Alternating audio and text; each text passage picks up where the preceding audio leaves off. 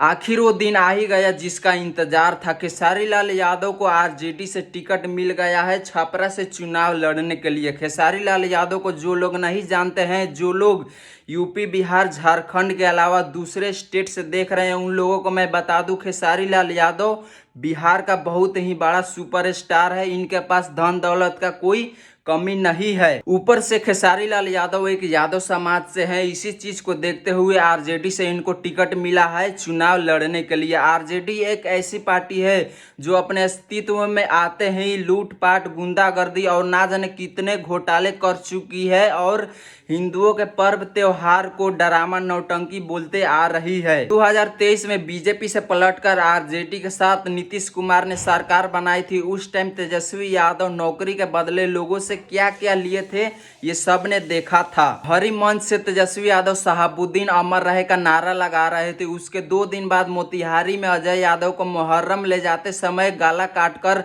हत्या कर दिया गया, जिसको देखकर बहुत सारे यादव समाज के लड़के आवाज उठाए थे। इसको भी सब लोगों ने देखा था। अब मैं खेसारी लाल यादव से एक सवाल पूछना चाहता हूं, अगर ये वीडियो आपके पास पहुंच जाए तो जवाब देने का कष्ट जरूर करिएगा।